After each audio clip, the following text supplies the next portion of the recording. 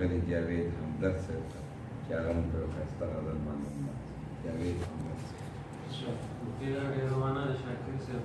ټول ناول خو به دا ووایم چې دا زده کوونکی یم او د هغه اثر زموږ په دا کې نشته چې څوک راته یا دا راکړي یا به په لاس خو بیا هم د ډاکټر صاحب او پروفیسر صاحب د برکته د دې مجلس د برکته انشاءالله چې څه زده کړي دي او راتلونکي کې دغه ولیکو. ارشاد جاوید د غزل نه مخکې دوه شعرونه دي.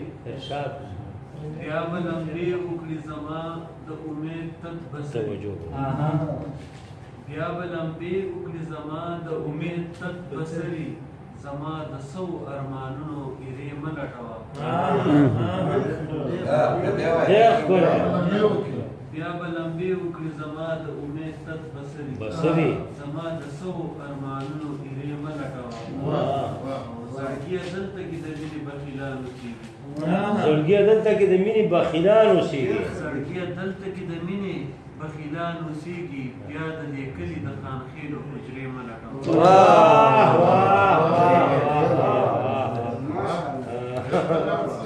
دا شعر لکه چې د پروفیسر صاحب ترجمانو ډېر ډارېدل.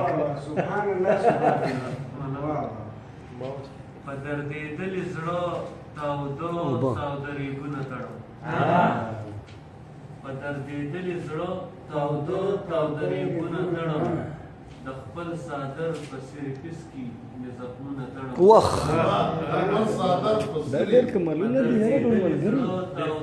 تاوده ریګونه تړم. د خپل صادر په سریپس کې مې زخمونه تړم.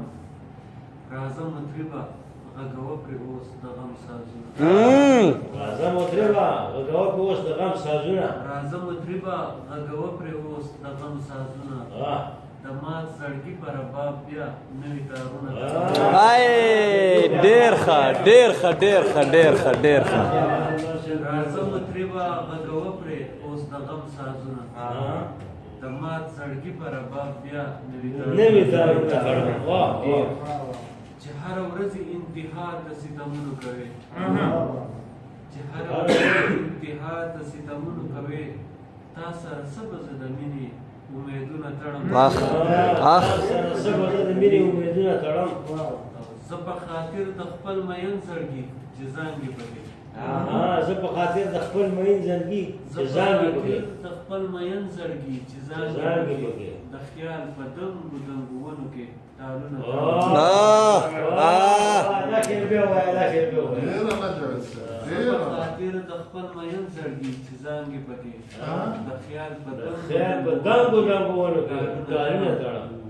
مختۍ ده زما جاوید اشنا د عشق په دستور نه پوهېږي.